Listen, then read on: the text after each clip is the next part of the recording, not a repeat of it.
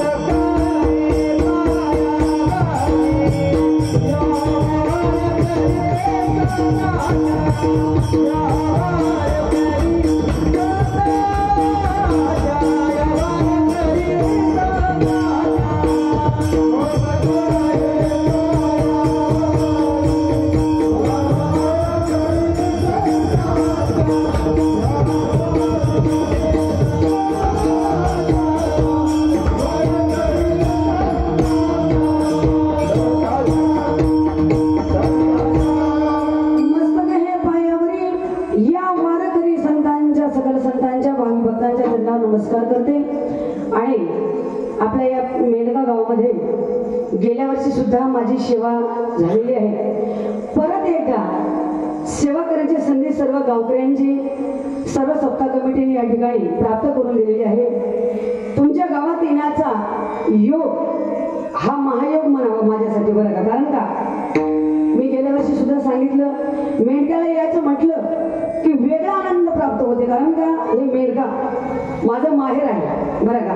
तुम्हाला सर्वांना माहित आहे आमचे आदरणीय रावण काका आतुरतेने वाट पाहतात। आम्हाला असा निश्चय होता आज लवकर यावं, 6 ते 6:30 पर्यंत येण्याचा आम्ही निश्चय केला होता, पण खूप मोठं वादळ सुटलं होतं तिकडं, त्यामुळे थोडं थांबावं लागलं, लेट झाला।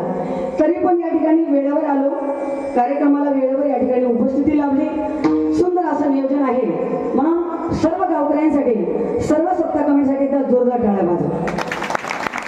कारण का अतिशय सुंदर नियोजन, 1 नंबरचे गायक, 1 नंबरचे मृदंगाचार्य, 1 नंबरचा मंडप, 1 नंबरची साऊंड सिस्टीम, सर्व नियोजन 1 नंबर।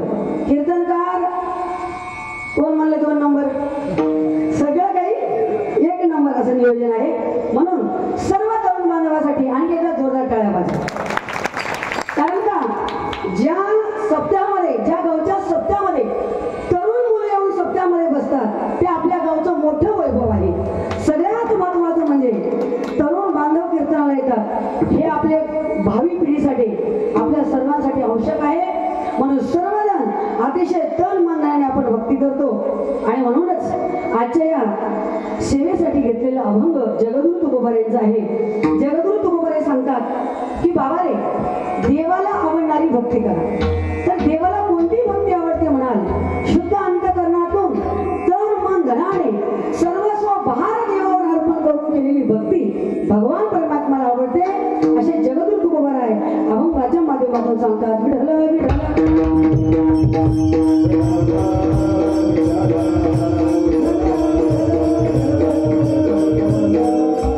या विश्वाच्या पाठीवर संतांचे आपल्याला अगणित उपकार आहेत। काय सांगू आता, संतांचे उपकार मज निरंतर जागविते। संत आपल्याला जागवतात, संत आपल्याला शिकवतात आणि ज्ञानाचं अमृत पाजवतात। म्हणून संतांनी सांगितलेल्या भक्ती मार्गाने तू आम्हाला जायचं आहे। मार्ग जाऊन गेले आधी दयाने संत दे, तेनेची पंथे चालू जाता, नपडे गुंता कोटे काही। श्री संत वैकुंठवासी नारायणजी महाराज यांनी हे युवदेशी रोप लाविलेल्या द्वारे त्यांचा वेणू गेला गगनावरी। हा संतांचे उपकार आहेत। आज आपण त्या संतांच्या भक्ती मार्गाने जातो, म्हणून आपलं जीवन सुखाचं आणि समाधानीच आहे। खरं सांगू का तुम्हाला, जीवनामध्ये सुख आणि समाधान जर प्राप्त करायचं असेल तर भगवंताच्या नामचिंतनाशिवाय ते प्राप्त होणार नाही। नाहीतर हल्ली बघा तुम्ही, आपल्याकडे सगळं काही आहे पण माणूस समाधान नाही, पैशाला किंमत तर अजिबातच नाही हो। आज आपण पाहतो परवा झालेली घटना, विमानाच्या अपघातामध्ये किती श्रीमंत लोक आपला प्राण गमावून बसले। कारण का आज ते करोडपती होते लोक, पण आपला जीव त्यांना वाचवता आलं नाही। कारण का सर्व स्वतः त्या भगवान परमात्म्याच्या हातात आहे। चाले हे शरीर कुणाचे असते, कोण बोलविते हरिवी, प्रभू शिवाय झाडाचं पान सुद्धा आणू शकत नाही। तुझी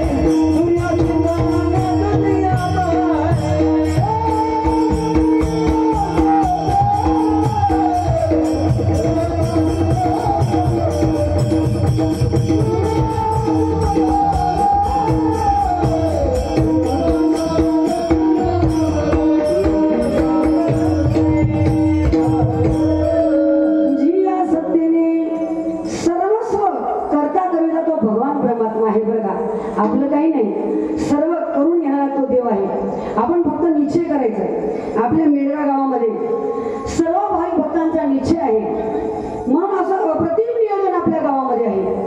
कथा करणारे कथाकार प्रवक्ते हे आपल्याला लाभले म्हणजे आपल्या काहीतरी पूर्व पुण्याने लाभले म्हणायला हरकत नाही.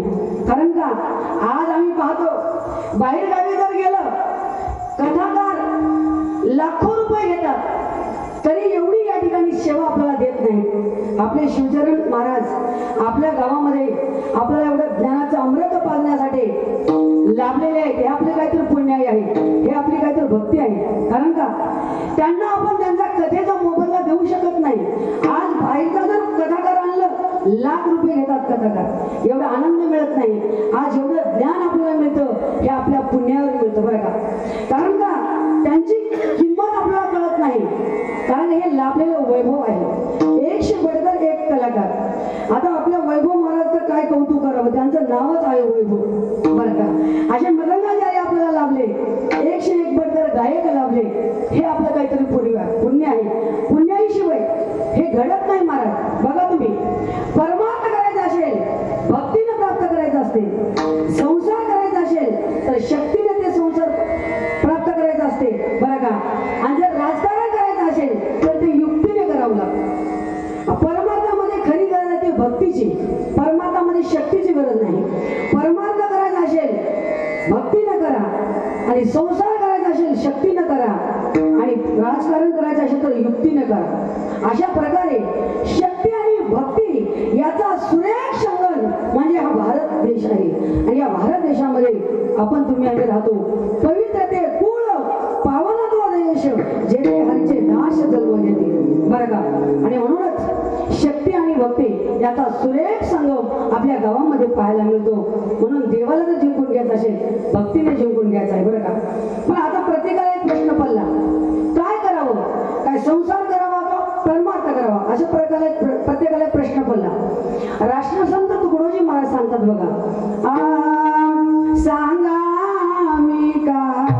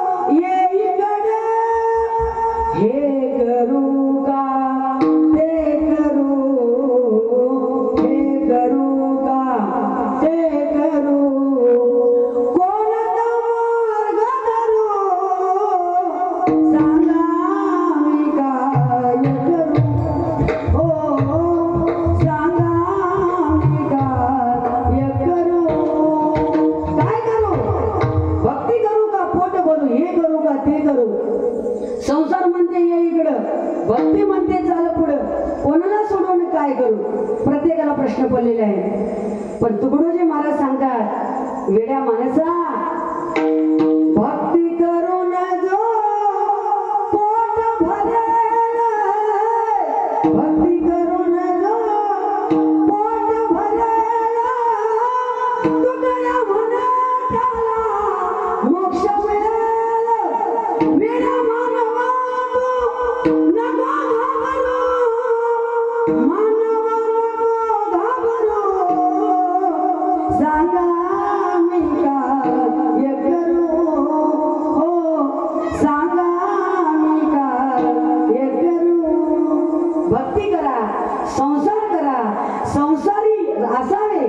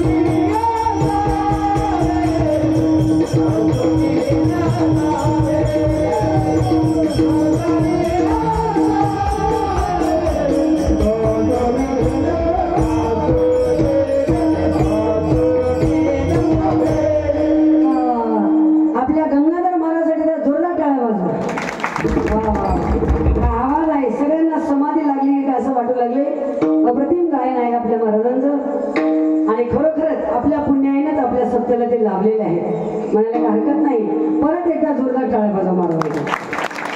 संसारी असावे आसुरी नसावे, भजन करावे वेळोवेळा. संसार करा पण कसा करा, देवाच्या नामचिंतनाला मात्र विसरू नका. कारण का जगामध्ये देवाशिवाय काहीच नाही. आपण म्हणतो मी केलो, माझ्याकडे एवढा पैसा आहे, पण पैसा उपयोगाला येत नाही. संकटामध्ये भगवान परमात्माच करणार आहे.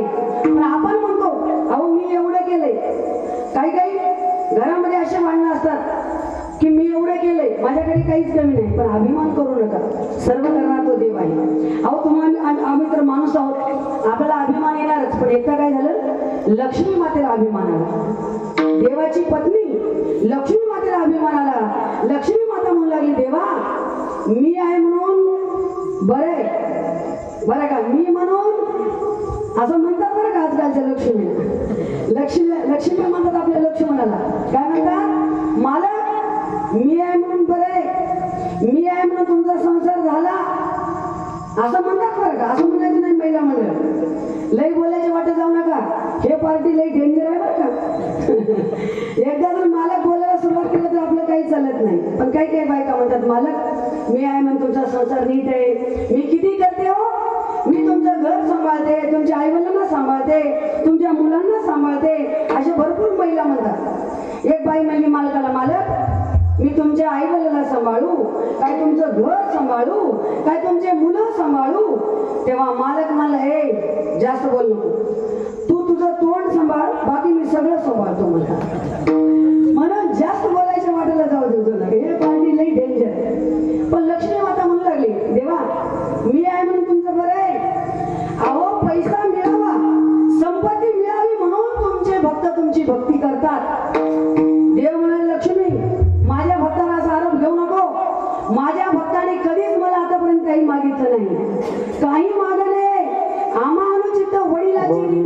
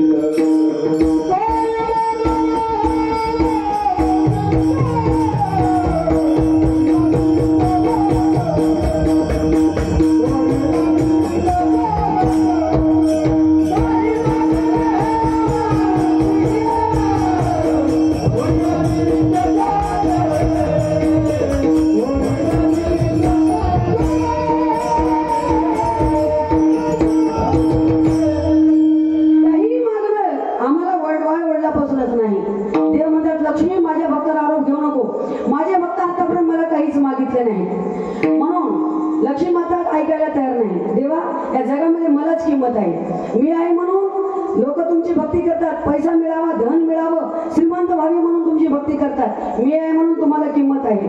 तेव्हा देव मला लक्ष्मी तुला जर असं वाटत असेल त्या विश्वामध्ये तुला किंमत आहे का, मला किंमत आहे, पैशाला किंमत आहे का देवाला किंमत आहे, हे जर तुला बघायचं असेल तर मला तू फक्त सिद्ध करून दाखव की पैशाला किंमत आहे म्हणजे लक्ष्मीला किंमत आहे. लक्ष्मी माता म्हणू लागली देवा मला 4 दिवसाचा वेळ द्या. 4 दिवसामध्ये मी तुम्हाला 100% सिद्ध करून दाखवेल की या विश्वामध्ये फक्त पैशालाच किंमत आहे. देव मला ठीक आहे लक्ष्मी, तुला वाटेल तेव्हा मला त्याची सिद्धता करून दाखव. मग लक्ष्मी माता आणि भगवान विष्णू असं सहज फिरण्यासाठी गेले. फिरता फिरता एका गावामध्ये एक मोठं गाव होतं. त्या गावामध्ये अंत्ययात्रा निघालेली होती. गावचा चांगला माणूस गेलेला होता. अख्खं गाव रडत होतं. सगळे गाव हळहळ कळकळ करून त्या अंत्ययात्रेमध्ये सगळे जण जात होते. लक्ष्मीला वाटलं अख्खं गाव रडतंय, एवढा मोठा माणूस गेला, आपण जर या ठिकाणी परीक्षा घेतली तर. लक्ष्मीच्या मनात आलं. लक्ष्मी मातानं असा चमत्कार दाखवला. त्या अंत्ययात्रेवर अचानक पैशाचा पाऊस पडू लागला. पैशाचा पाऊस आपण कधी बघितलं नाही, पण लक्ष्मी मातेच्या मनात आलं अशा 100च्या नोटा या ठिकाणी पैशाचा पाऊस पडू लागला. आता जे काही अंत्ययात्रेसाठी लोक आले होते, पैशाचा पाऊस चालू झाल्याबरोबर त्या प्रेताला सोडली पुढं सगळे लोक पैसा वेचू लागले. पैशाला बघलं की सगळेच लोकांचं डोकं फिरतं बरं का. आता इथं एखादा अचानक पैशाचा पाऊस चालू झाला, तुम्ही कीर्तन ऐकायला बसाल का? आता तुम्ही ऐकाल का नाही मी सांगू शकणार नाही, पण मी कीर्तन करेल का नाही याची सुद्धा गॅरंटी नाही, पैशाला बोललं की सगळ्यांचं डोकं फिरतं. मग लक्ष्मी मातेनं अचानक पैशाचा पाऊस चालू केला. सगळे लोक अंत्ययात्रेसाठी आलेलेच पैसे वेचू लागले. त्या प्रेताचं दुःख विसरले. मग अजून काही बाकीचे लोक होते, ते पैसे घेतले नाहीत. लक्ष्मी मातेने अजून जादू दाखवली. पहिलं सुरू 100च्या नोटाचा पाऊस होता, आता 200च्या नोटाचा पाऊस चालू झाला. 200च्या नोटाचा पाऊस चालू झाल्याबरोबर ते गाड मडकं घेतलेले लोक खांदेकरी ते सगळे पैसे वेचू लागले. बरं का, शेवटी उरले ते 4 खांदेकरी. बरं का, मग आता म्हणले लक्ष्मी माता बाकीचे सगळे घेतले पण हे काही घेत नाही. लक्ष्मीने काय केलं, 500च्या नोटाचा पाऊस चालू केला. 500च्या नोटाचा पाऊस चालू झाल्याबरोबर खांदेकरानं त्या प्रेताला खाली ठेवलं, पैसे वेचू लागले. लक्ष्मी माता म्हणाली, बघा देवा, आता एवढं गाव रडत होतं त्या प्रेताच्या दुःखामध्ये, पैशाला बघल्यावर दुःख विसरले. याचा अर्थ या विश्वामध्ये मलाच किंमत आहे. सिद्ध झालं देवा. देव म्हणतात, लक्ष्मी तू अजून पास झाली नाहीस. अजून काही लोक आहेत म्हणजे या अंत्ययात्रेमध्ये, त्यांनी पैशाला हात सुद्धा लावलं नाही. लक्ष्मी माता म्हणतात, कोण आहे देवा? कोणीच नाही, सगळे लोक पैसे वेचतात. मी आताच पाहिलं, पहिलं काही वेचत नव्हते पण 500च्या नोटाला बघल्यावर वेचायला चालू केले. देव म्हणाले, लक्ष्मी चांगलं बघ, अजून एक माणूस आहे, त्याच्या अंगावर पैशाचा ढीक पडला तरी तो पैसे घेत नाही. लक्ष्मी माता म्हणाली, कोण आहे देवा? अगं तो काय क्रीडेवर झोपलेला, तो काही पैसे घेत नाही. तेव्हा लक्ष्मी माता म्हणाली, देवा तुम्हाला काही कळतं का नाही? तो कसा काय पैसे घेणार? तो तर मेलेला आहे, त्याच्यात रामच नाही. देव म्हणे, लक्ष्मी तुझ्या प्रश्नाचं उत्तर तुलाच कळालं. म्हणजे पैशाचा ढीग अंगावर पडला तरी सुद्धा पैशाला हात लावत नाही. कारण का? त्याच्या आत्म्यात, त्याच्या शरीरामध्ये रामच नाही. पैशाची किंमत कुठपर्यंत आहे? जोपर्यंत शरीरामध्ये राम आहे तोपर्यंत पैशाची किंमत आहे. वाजवा वाजवा, मोकळ्या मनावर टाळी वाजवायची असेल असं काही भेट नाही, मन मोकळ्यापर्यंत टाळी वाजवा. जोपर्यंत या शरीरामध्ये राम आहे तोपर्यंतच पैशाला किंमत आहे. राम गेला की पैशाला किंमत नाही, पैशाला शून्य किंमत आहे. म्हणून जीवनामध्ये तो देव एक सत्य आहे. सत्य तू, सत्य तू, सत्य तू विठ्ठला. देव सत्य आहे, बाकी सर्व माईक आहे. म्हणून बाबा रे, बघा तुम्ही, एक अंक आहे, एका अंकाच्या पुढे शून्य वाढवलं, किंमत किती झाली? 10. आणखी एक शून्य वाढवला 100, आणखी एक वाढवला 1000, 10,000, लक्ष, दशलक्ष, कोटी, दशकोटी. शून्य वाढवत जा, संख्या वाढत जाईल. त्याच्यामधला एक बाजूला काढा. आता किती जरी शून्य वाढवला त्याला काही किंमत आहे का? तसं जीवनामध्ये एक भगवान परमात्माचं नामचिंतन नसेल तर बाकी सर्व शून्य आहे. म्हणून त्या भगवान परमात्माला आपलंसं करायचं आहे आणि त्या देवाला आपलंसं करण्यासाठी त्याला आवडणारी भक्ती करा. अभंगाचा प्रथम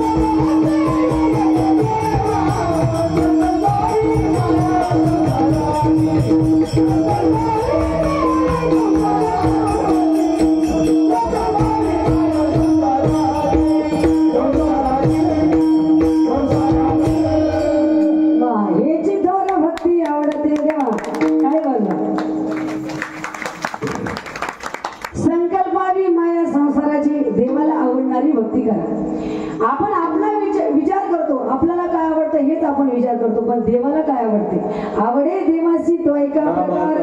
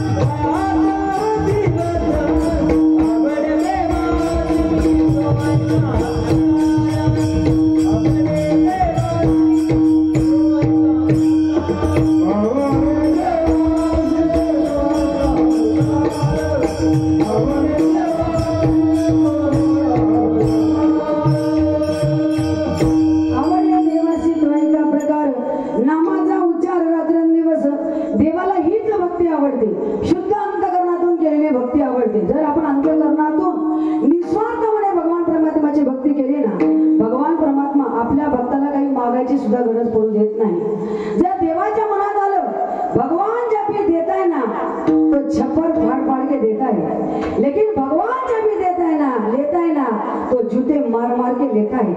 देवाला देताही येतं, देवाला घेताही येतं। म्हणून देवाकडे जात असताना कोणत्या अपेक्षेने जायचं नाही, निस्वार्थ मनाने फक्त देवावर भार घालून भक्ती करा, देव सगळं काही देईल। सर्वांना माहित आहे सुदामा ब्राह्मण भगवान परमात्म्याचा लहानपणचा अतिशय जवळचा मित्र, एवढं दुःख आणि दारिद्र्य मागे होतं पण देवाकडे कधीच काही मागितलं नाही। पत्नीच्या आग्रहास्तव सुदामा ब्राह्मण भगवंताच्या भेटीला द्वारकेला गेले। द्वारकाधीशाच्या महालामध्ये जाण्याचा प्रयत्न चालू होता। सर्व द्वारपालांनी त्याला अडवलं आणि म्हणू लागले, अरे तू कोण आहेस? तुझ्या अंगावर नीट कपडे नाही, फाटके मलकटे कपडे घालून तू कुठे जातोस? सर्वांनी अडवलं। तेव्हा सुदामा म्हणू लागला की बाबा रे, तुम्ही मला आतमध्ये जाऊ देऊ नका, पण माझ्या भगवान परमात्म्याला फक्त माझा निरोप पाठवा, माझं नाव सुदामा आहे। सर्वांनी जाऊन सांगितलं, देवा तुमच्या भेटीला कोणीतरी आले, त्याचं नाव सुदामा आहे। नुसतं सुदामाचं नाव ऐकल्या बरोबर भगवान परमात्मा धावत आले। सुनते ही दौड़े चले आए मोहन, लगाया गले से सुदामा को मोहना, लगाया गले से सुदामा को मोहना, हुआ रुक्मिणी को बहुत ही अचंभा, हुआ रुक्मिणी को बहुत ही अचंभा, ये मेहमान कैसा अजीब आ गया है, ये मेहमान कैसा अजीब आ गया है।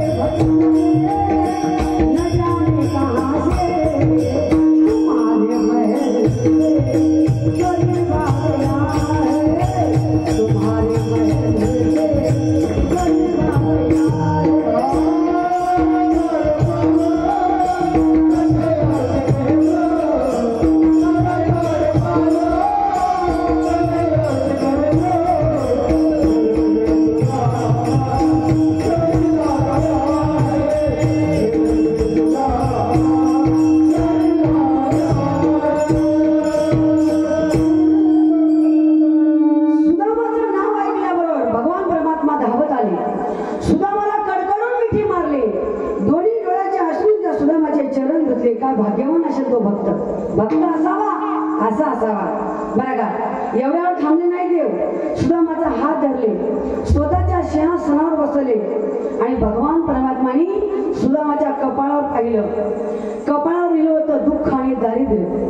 बघा तुम्ही, आपण म्हणतो महिला मंडळ, ओय मुख्यमंत्र्याच्या लाडक्या बहिणी झोपल्या नाही ना माय, सगळे आहोत का जागे? हो.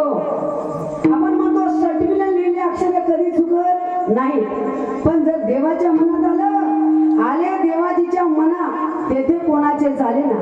काय नोहे केले एका चिंतिता विठ्ठले. देवानी पाहिलं सुद्धा माझ्या कपाळावर दुःख आणि दारिद्र्य लिहिलं होतं, पण देवानी काय केलं बघा, गंध लावण्याचं निमित्त केले. देवाने सुदामाच्या कपाळावर गंध लावले आणि ते अक्षर पलटवली. सुदामाच्या कपाळावर लिहिलं होतं स्त्री क्षय दुःख आणि दारिद्र्य, पण देवानी ती अक्षर पलटवली. स्त्री क्षयचं उलट काय झालं, यक्षश्री. तूच कुबेर हो, तू धनवान हो. इकडे अक्षर पलटल्याबरोबर तिकडे सोन्याची नगरी तयार झाली. न मागता सोन्याची नगरी दान देतो असा तो भगवान परमात्मा दानशूर दाता आहे. किती दानशूर आहे. विठेवरी जाची पाऊले समान, विठेवरी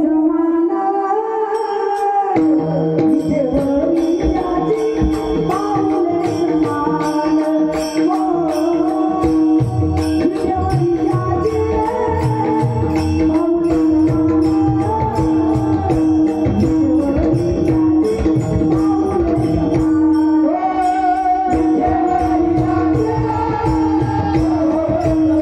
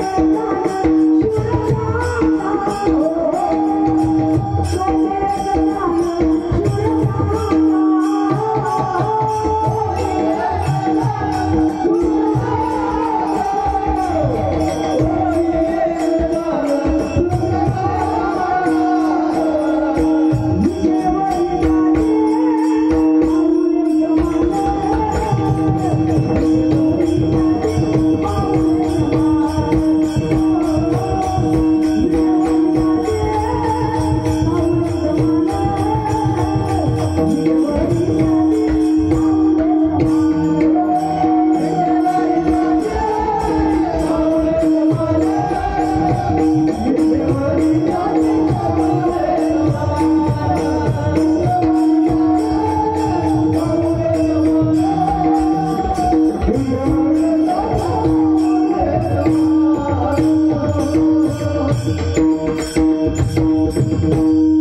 विठेवरी जाची पाऊले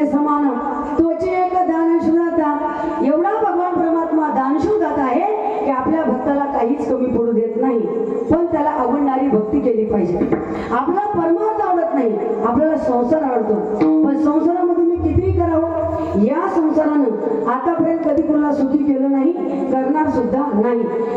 आधी अंती अवस्था. संसार दिसायला सुखाचा आहे पण असायला नाही. हे कुणाला कळतो? ज्यांचे लग्न झाले त्यांना माहित आहे की संसारामध्ये सुख नाही, पण ज्यांचे झाले नाहीत ना त्यांना वाटतं लग्न म्हणजे काय राहते की काय नाही.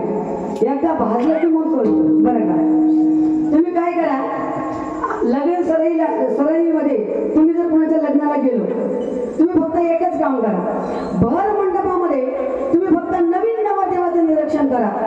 भर मंडपामधला नवीन नवरदेव म्हणजे जसा काही नवा सॅमसंगचा मोबाईल, फुल चार्जिंग. अगं काय फेटा, काय मेहंदी, त्याच्या मागे 4-5 लटमाळे पोरं असतात. दिवसभर 4 पोरं त्या नवरदेवाच्या पाठीमागे फिरतात. का फिरतात तुम्हाला माहिती आहे का? संध्याकाळी काय तर मिळते खुशाली पियाला म्हणून फिरतात, नाही तर ते कशाला फिरायचे.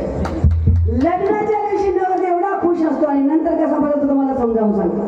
जोपर्यंत आपलं लग्न होत नाही ना तोपर्यंत आपण एअरटेल असतो. एअरटेल ऐशी आझाद यावर कहा, कधी भी या, कुठेही जा, कहाण्याचं टेन्शन नाही, काय घ्यायचं नाही, काय द्यायचं नाही. लग्नाच्या अगोदर एअरटेल.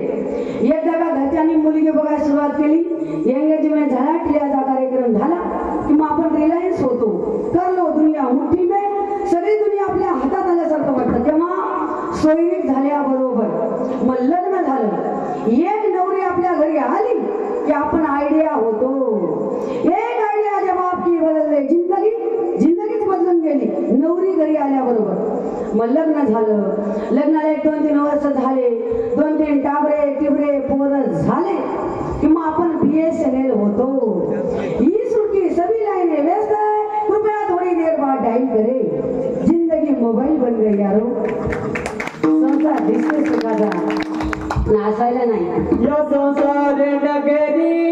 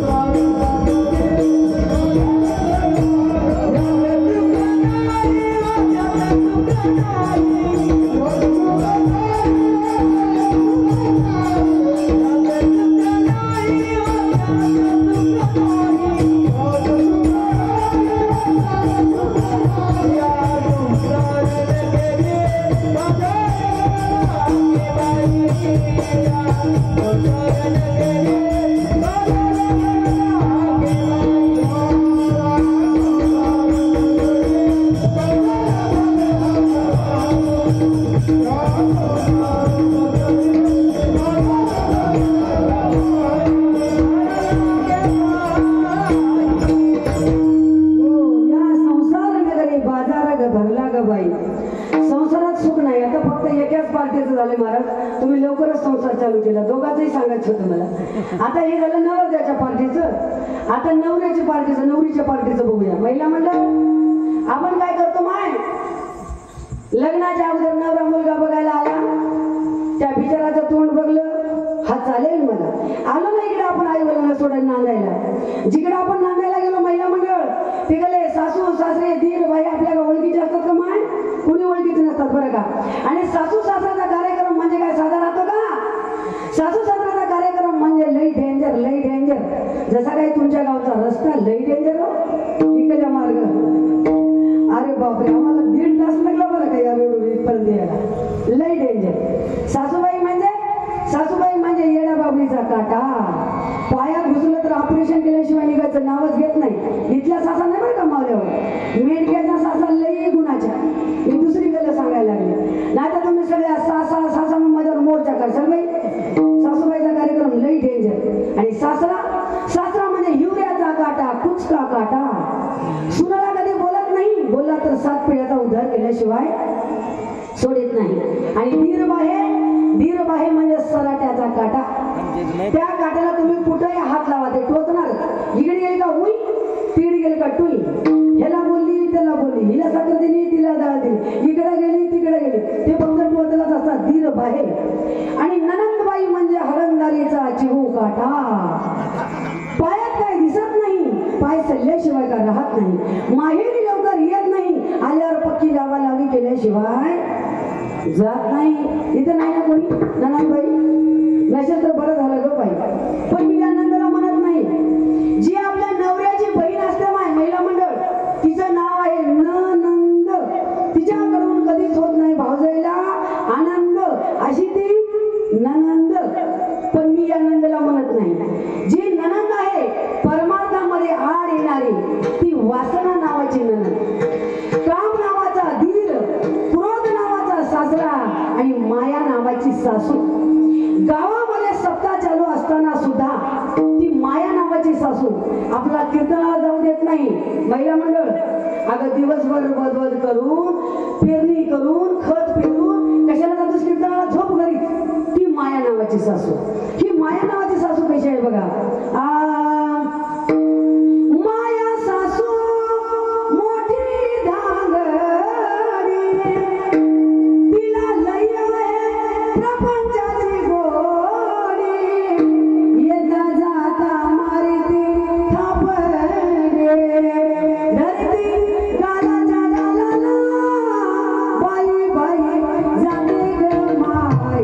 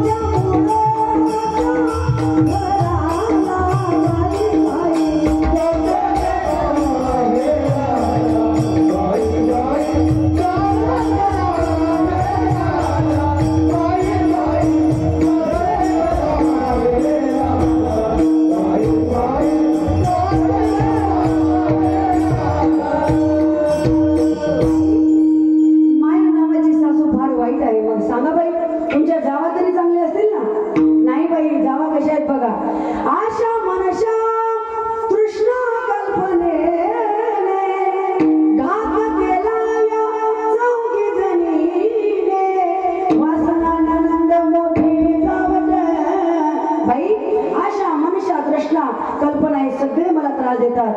मग सांगा बाई, तुमचा मालक तरी तुमच्यासारखा असेल ना? एक सांगू का महिला मंडळ, घरचे सगळे लोक किती त्रास देऊ द्या, आपला मालक जर आपल्यासारखा असला तर आपला संसार होते माय. जर मालक बी तसाच असेल तर तिथं संसार होणार नाही.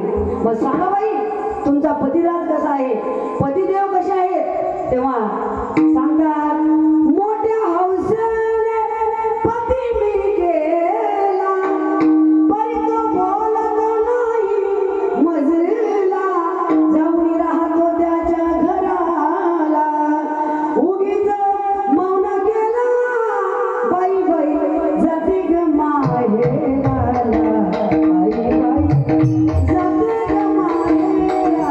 बाई, नवरा सुद्धा तसाच आहे, म्हणून मी माझ्या माहेरी जाणार आहे. पण माय, आपलं माहेर कोणतं आहे? माय पहिल्या मिळेल ज्या गावात आपला जन्म झाला, हे शरीराचं माहेर. शरीर संपलं, माहेर संपलं, पण जीवाचं माहेर आहे, विश्रांतीचं स्थान म्हणजे ते माहेर कोणतं? पंढरी माझे माहेर साजने, पंढरी माझे माहेर साजने.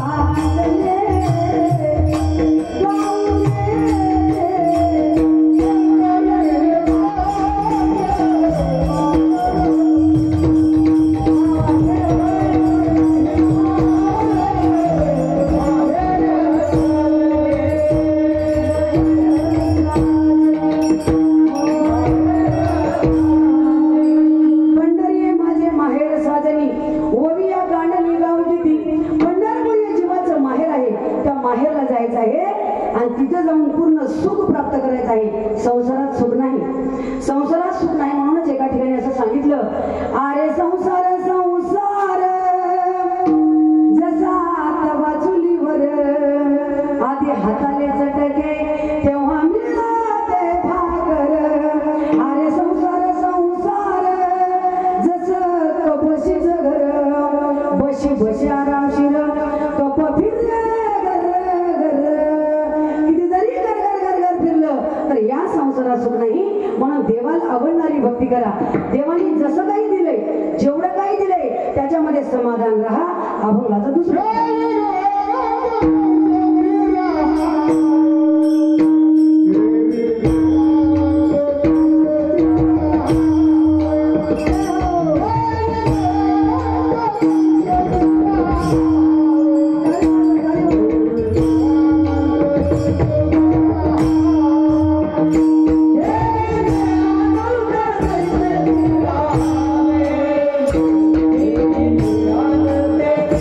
Yeah.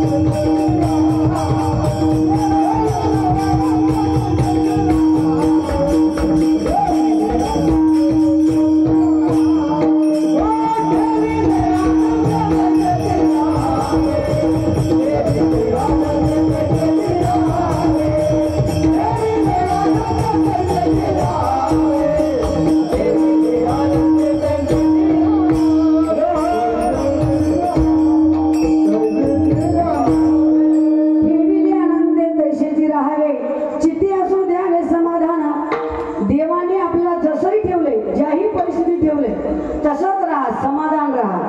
बरं का, मनामध्ये खंत बाळगायची नाही. आपण जेवढं समाधान राहील ना, बघा तुम्ही, आपण पाहतो जे माणसं समाधान आहेत त्यांना काहीच कमी वायर का ढीला आहे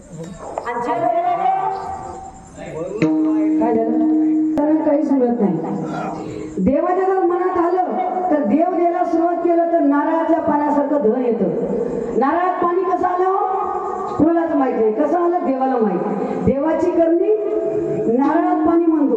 म्हणून देवाच्या मनात आलं तर देव नारळातल्या पाण्यासारखं देतं. आणि जर देवाच्या मनात आलं तर कवठातल्या घराप्रमाणे जातं. कसं गेलं कळत नाही. अख्खा कवठ असते पण त्याच्यातला घर कसा गेला पता नाही. पाणी कसं आलं नारळात कळत नाही. तसं जर आपण समाधान राहिलं ना, देव सगळं काही देतो. म्हणून चिठ्ठी असू द्यावे समाधान. असं म्हणायचं नाही देवाने आम्हाला काय दिले, काय द्यायचं राहिलं, सगळं काय दिले. दिले इंद्रिय हात पाय कान डोळे मुख बोलणे वचन, जेणे तू जोडशी नारायण नाशे जीव पण भव रोग. काही लोकांना देवाने डोळे सुद्धा दिले नाही, त्यांच्यापेक्षा आपलं बरं आहे. काही लोकांना देवाने हात दिले नाही, त्यांच्यापेक्षा आपलं. काही लोकांना देवाने पाय सुद्धा दिले नाही, आपलं सगळं काही दिले. म्हणून समाधान राहा. असं कधीच म्हणायचं नाही देवाने आम्हाला काय दिले, सगळं काही दिलंय असं म्हणून समाधान राहा.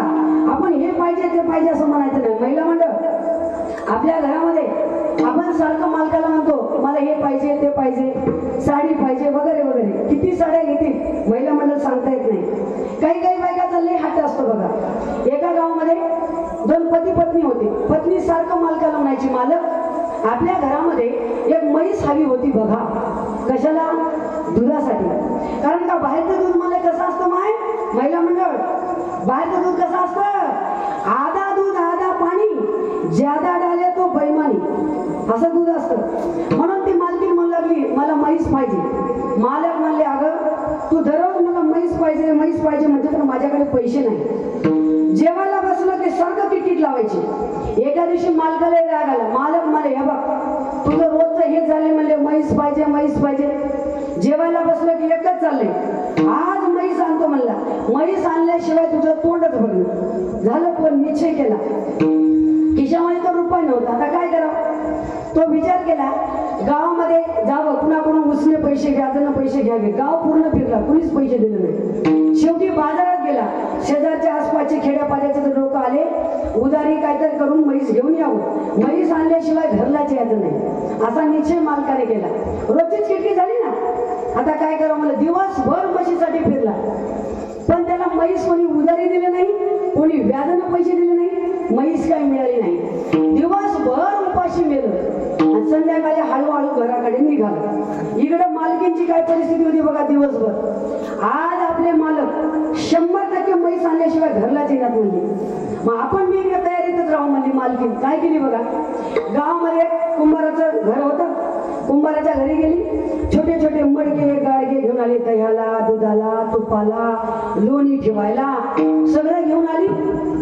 त्या मडक्या गायला स्वच्छ धुतली आणि अंगणात वळायला ठेवली. आता मालक आल्यावर धारच काढायची काम राहून होती बरं का. तयारीतच होती मालकीकडे. मग आता येतील तवा येतील, आता येतील तवा येतील, मालकाची वाट पाहते. मालक आले. महिला म्हणलं तुम्हाला एक सांगू का, या मालकाच्या पार्टीकडून जरा सावध राहा. हे फार डेंजर पार्टी आहे. यांचा जर राग आला, कुठला राग कुठं काढतील ते काही सांगता येत नाही. 8 दिवसाचा राग 15 दिवसाला बी निघतोय. पण सावध राहा बरं का. आता दिवसभर उपाशी मेलं, जेवायला मिळालं नाही, म्हैस मिळालं नाही. राग आलेला होता. आल्याबरोबर अंगणात मडके गाडगे दिसले. आल्याबरोबर रागाने बायकोला हात मारले. अरे हे मडके गाडगे तू विकत बसलीस बाई, गावातले कुंभार नाही इथं आणून मडके गाडगे विकाय. ती म्हणली शांत घ्या जरा, मी काय विकायला आणले नाही म्हणली, तुम्ही म्हैस आणायला गेलो म्हणून मी दही दूध काढण्यासाठी मडके गाडगे आणून ठेवले. तो मला एवढं नाही कशाला आणलीस, मग एक तिथं 2 बस झाले, एवढं नाही आणायची काय करायचं, उभं खर्च करायचं. ती म्हणली मी काय वेडी नाही म्हणली उभेच्या उभं आणायला, प्रत्येक मडक्याला काम आहे म्हणून. सांग बरं कशाला कोणतं आणलीस. आई बोललं हे जे मोठं आहे ना ते दूध काढायला आणले म्हणजे. बरं, दुसरं दूध तापवायला आणले म्हणे. तिसरं त्याच्यामध्ये दही मिरजू लावायला आणले म्हणे. बरं, चौथं त्याच्यामध्ये लोणी साठवायला आणले म्हणे. पाचवं म्हणल्यावर बाई खाली मान घातली. हे बघा माय तुम्हाला तर माहीतच आहे, गावामध्ये माझी बहीण आहे, त्या बहिणीला कधी कधी दही दूध नेऊन देतात म्हणून थोडंसं गाडगं आणले म्हणे. छोटस गाडग्याचं नाव घेतलं, बहिणीचं नाव घेतल्यावर तळपाच्या मस्तकाला गेलं. अगोदरच राग आला होता, दिवसभर उपाशी वेलं होतं. काय म्हणलीस तू? मजा मस्त तुझ्या बहिणीला थांब तुझी बघतो तू म्हणला. धोत्राच्या कोच्या खोल हाताच्या भायावर गेला. मजा मस्त तुझ्या बहिणीला कसा म्हणून एक फटका दिला पाहिजे. वा असा फटका बसते का म्हणा महाराजाच्या घरी नाही का? तेच मला बसू दे नका बरं. असा फटका बसला कानाखाली गणपतीच निघाला बायकोच्या. बाई रडू लागली, मला मारू नका मला मारू नका. पण हा काय मार बंद करणार, मार बी बंद नाही आणि तोड बी बंद नाही. तोंडानं म्हणू लागला मजा मस्त दूध तुझ्या बहिणीला कस का, मजा मस्त दूध तुझ्या बहिणीला कस का. हाण मारू लागला, बाई रडू लागली. रडण्याचा आवाज शेजारीला ऐकू गेला. शेजारी हुशार होती बरं का. शेजारी म्हणली लग्न झाल्यापासून यांच्या घरात कधी भांडणं झालं नाही, हा डायरेक्ट मारामारी झाली. म्हणले झालं काय बघावं तर बघावं. शेजारी आले बघते तर काय, बायको खाली बसली, नवरा मारू लागला आणि मारताना मुकाट्या मारत नव्हता. मजा मस्त दूध तुझ्या बहिणीला कसं आहे, मजा मस्त दूध तुझ्या बहिणीला कसं म्हणू लागला. याच्या तर घरात कुठं अन्न म्हैसच नाही, हा तर मारू लागला. याचं काहीतरी नाटक काय म्हणलं, ह्याचा निवाडा निकालाच लावा म्हणली. शेजारी पळतच गेली, त्या नवऱ्याच्या एक कानाखाली दिली फटका फटका. वा तिच्या बी खानाखाली गणपतीच निघाला नवऱ्याच्या. तो गाल तोडू लागला. ए मावशी काय वेळ लागले काय तुला? म्हणले उगाच्या उगाच मजाच घरी येऊ मलाच मारतोस. मजा बायकोला मी मारला, तुझं काय चाललंय म्हणे, तू कशा मला मारलीस सांग. तेव्हा ती मावशी म्हणली अरे येड्या, तुझ्या बायकोला तू किती मार, मला काय देणं घेणं. तुझ्या बायकोला मारत बसलास, तुझी म्हैस दावत ओढून घेऊन माझ्या दोन पहिल्या घोक खाऊन टाकली म्हणे. ते डोकं खाजू लागलं. मावशी तुझं डोकं ठिकाण आहे का? मी बाजारातून म्हैसच आणलं तर तुझ्या घाऊ कुठून खाली. तेव्हा मावशी म्हणली अरे येड्या, तू बाजारातून म्हैसच आणला नाहीस, मग तुझी बायको बहिणीला दूध कुठून नेऊन दिली मला एवढं मारू लागलं. विठ्ठल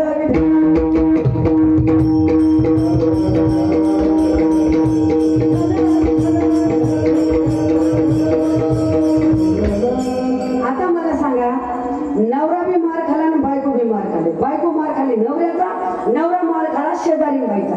कशासाठी हो, कशासाठी सांगा की? म्हशीसाठी. म्हैस होती का? गहू खाली होती का? नाही, म्हैसच नाही, खोट्यासाठी दोघं बी मार खाली.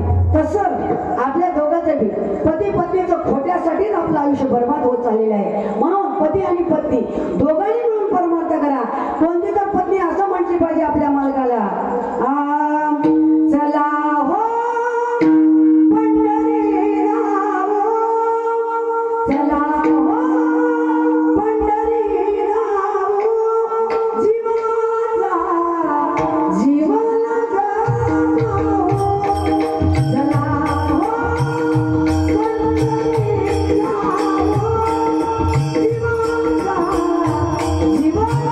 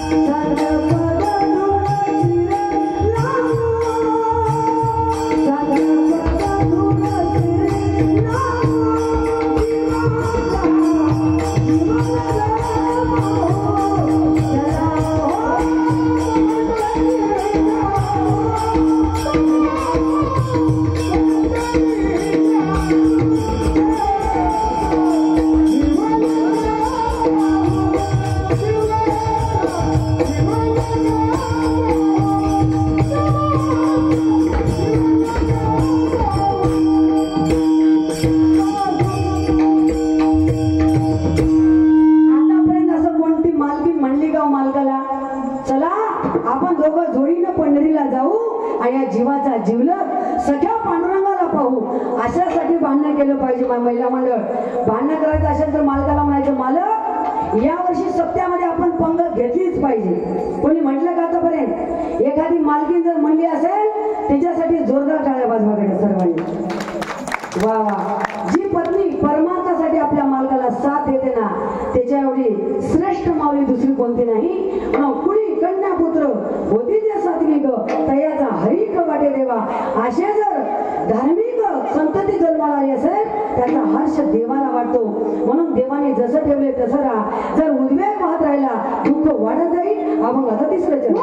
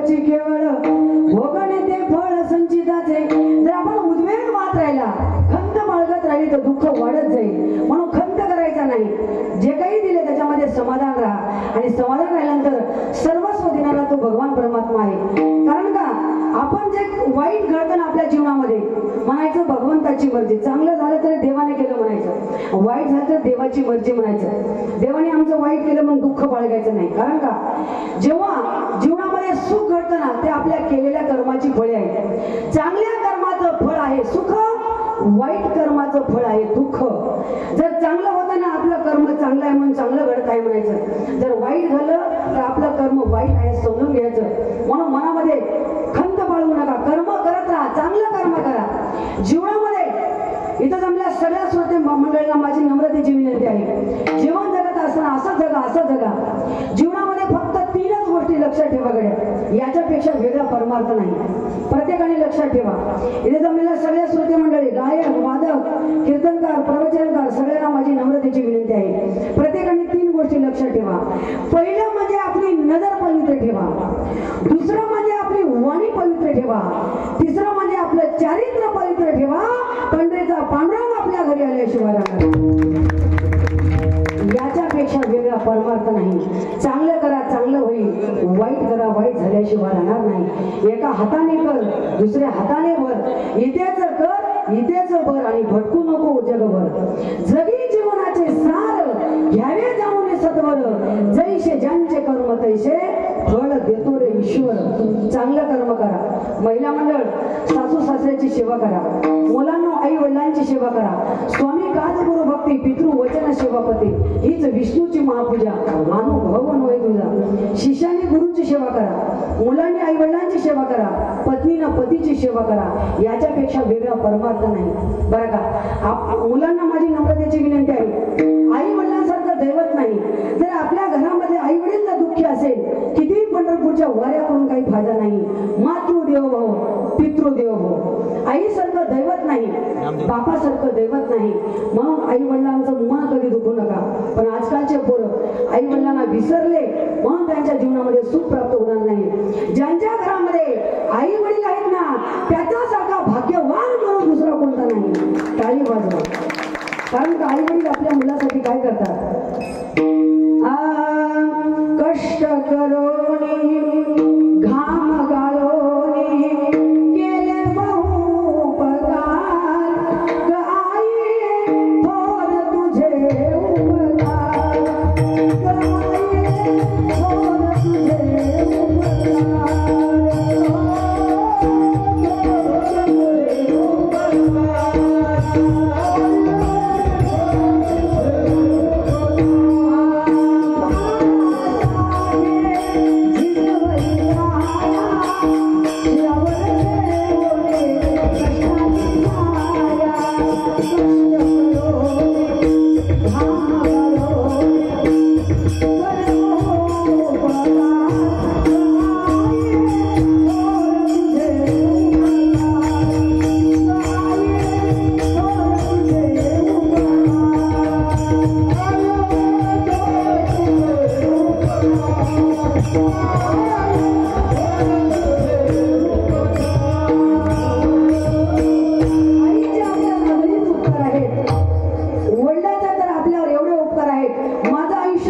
करता करता गेलं तरी चालेल, पण माझा मुलगा सुखाने जगला पाहिजे. स्वतःच्या पायाला चप्पल घेत नाही बाप, पण आपल्या मुलांना VIP मध्ये शिक्षण देणारा, असा तो निस्वार्थ प्रेम करणारा आपला बाप आहे. आज पितृदिन आहे, जागतिक पितृदिन आहे आज. म्हणून सर्व पितृदिनाच्या निमित्तानं सर्व वडिलांना माझ्या या ठिकाणी सर्वांना हार्दिक शुभेच्छा. सर्वांना खूप खूप या ठिकाणी शुभेच्छा व्यक्त करते. कारण का बापाचं प्रेम कसं असतं बघा. आपला बाप, घरामधला बाप जर असेल ना, कोण्या पाप्याची हिंमत होत नाही आपल्या घराकडे वाकड्या नजरेने बघण्याची. म्हणून बाप नुसता बाजावर झोपून जरी असला, आपलं घर कसं भरून दिसते. ज्यांच्या जीवनातला बाप गेला ना, समजावं मायेचं छत्र हरवलं, समजावं आभाळ फाटला.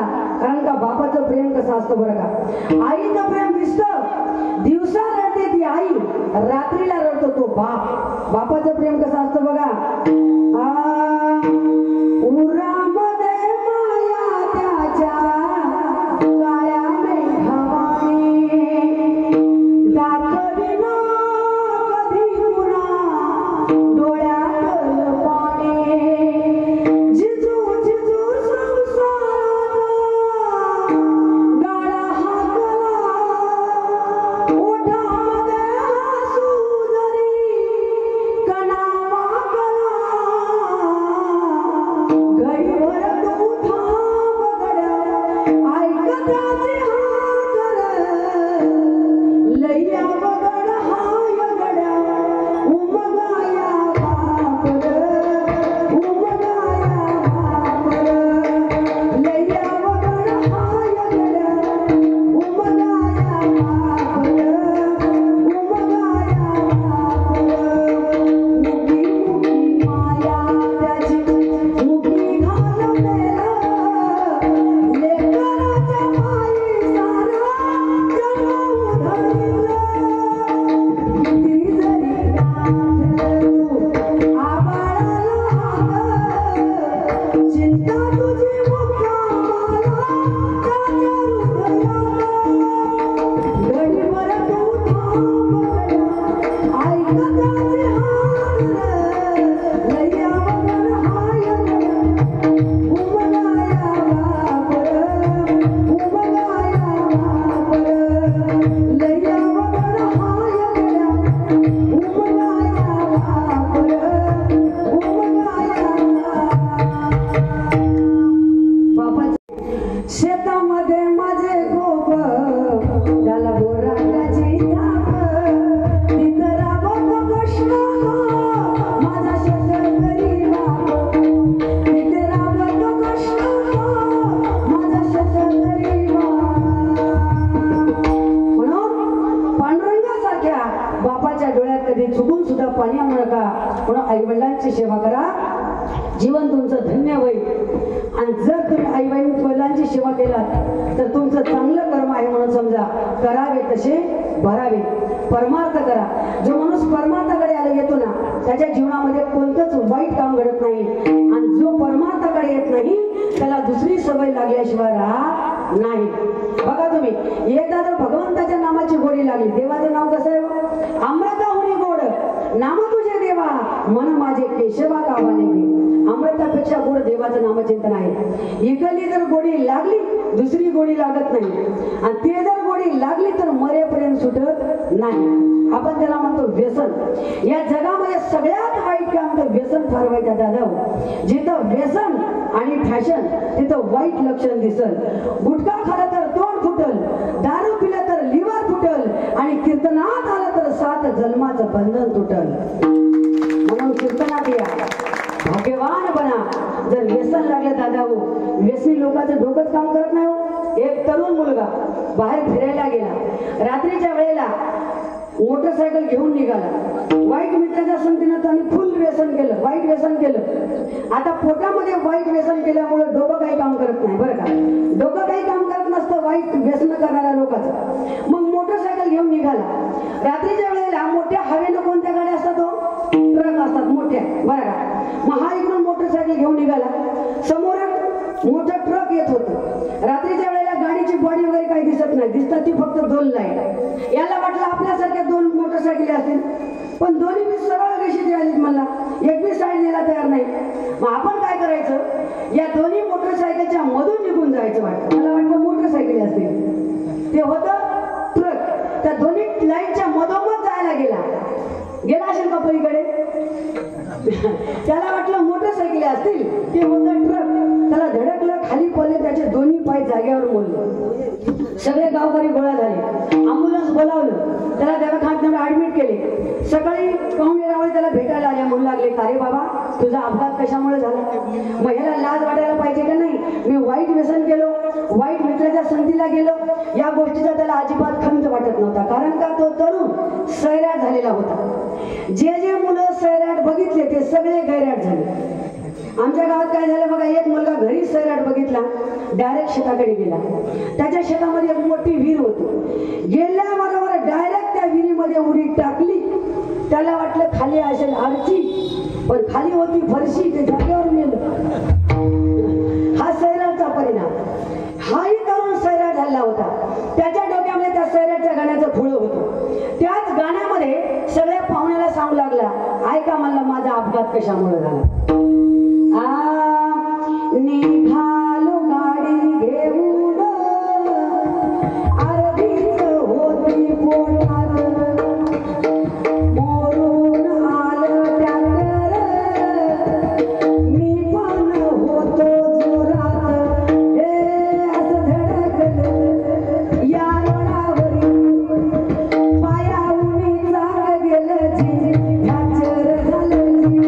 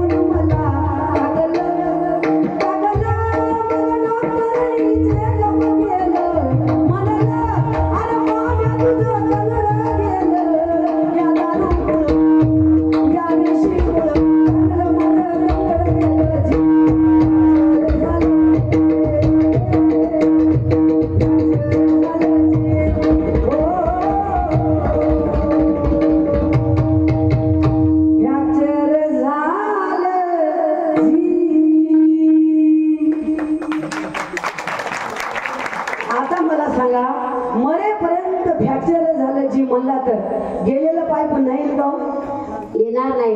म्हणून दादा हो, वाईट व्यसन करू नका. जंप पर जंप पीने से क्या फायदा, जंप पर जंप पीने से क्या फायदा, रात को पियोगे तो सुबह तक उतर जाएगी, लेकिन एक बार हरि नाम का प्याला तो पी के देख, तेरी जिंदगी संवर जाएगी, तेरी जिंदगी संवर जाएगी. एक बार हरि नामाचा प्याला पिऊन बघा, तुमच्या आयुष्याचं सोनं झाल्याशिवाय राहणार नाही. देवाचं नाव किती गोड आहे. सर्वांनी एकदा तन मन धनाने दोन्ही हात वर करा, प्रेमाने भजन करायचं आहे. तुले हरी का नाम विठ्ठल,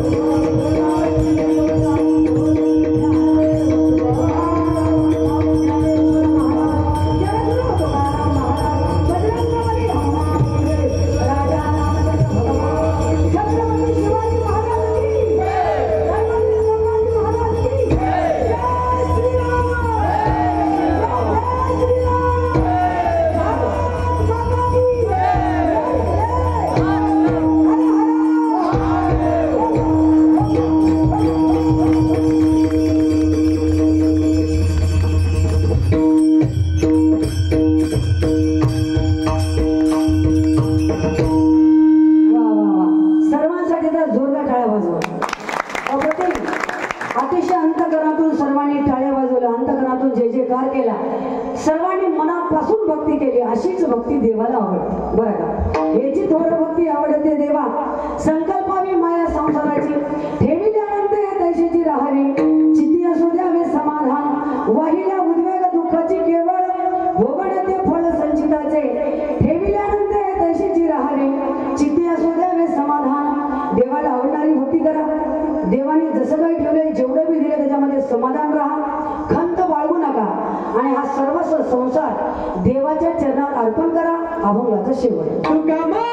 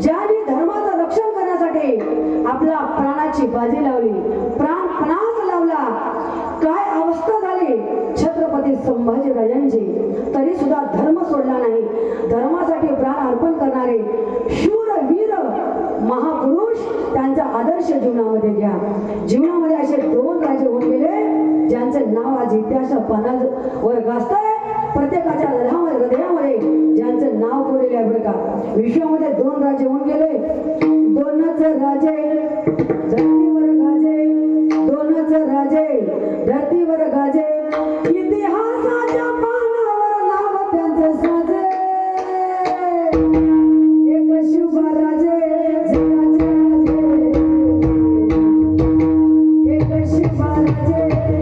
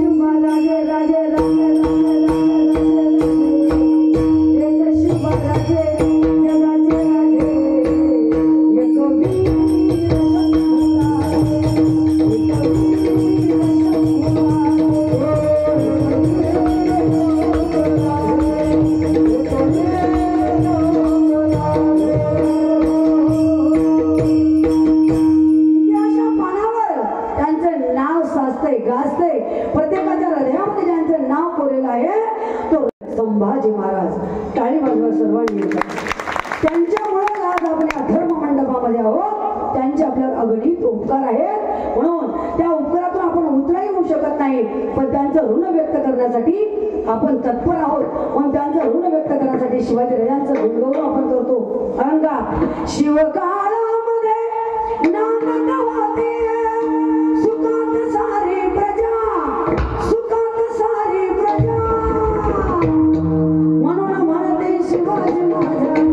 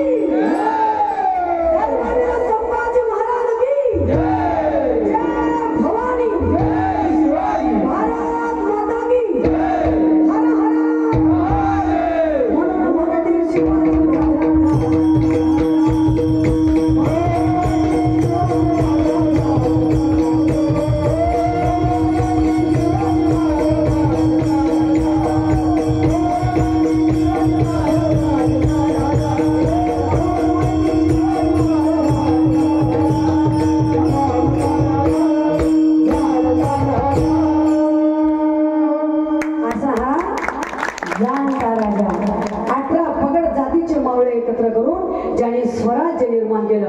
कधीच जातीमध्ये भेदभाव केला नाही. आपण म्हणतो आम्ही या पार्टीचे, तुम्ही त्या पार्टीचे, आम्ही या पक्षाचे, तुम्ही त्या पक्षाचे, आम्ही या संप्रदायाचे, तुम्ही त्या संप्रदायाचे. जर राजे असं म्हटलं असतं तर स्वराज्य निर्माण झालं असतं का? नाही, कधीच भेदभाव केले नाही. म्हणून राजाला बहुजनांचा राजा, बहुजन प्रतिपालक असं नाव प्राप्त झालेलं आहे. बहुजनांचा राजा होता शिवबा माझा, म्हणून सारे गोरगरीब म्हणे जाणता राजा, म्हणून सारे गोरगरीब म्हणे जाणता राजा. शिवकाळामध्ये अशा प्रकारे कधीच भेदभाव केले नाही असे छत्रपती शिवाजी महाराज. आज आपण बघतो ज्यांच्यामुळे आपण 3 टाइम जेवण करतो तो म्हणजे शेतकरी राजा, ज्यांच्यामुळे आपण सुखाने झोप घेतो तो म्हणजे शिवून रडणारा वीर जवान. जय जवान जय किसानचा नारा कधी विसरू नका. आपण तर सीमेवर जाऊ शकत नाही, पण जे गेलेत ना त्यांचं ऋण व्यक्त करायचे का? जर त्यांना घराकडला फोन आला, घराकडलं पत्र आलं तर ते वाऱ्याला बोलतात, हवेशी बोलतात. काय त्यांच्या जीवनामधला आदर्श असतो बघा, काय त्याग असतो भारत मातेसाठी त्या वीर जवानाचा. बघा तुम्ही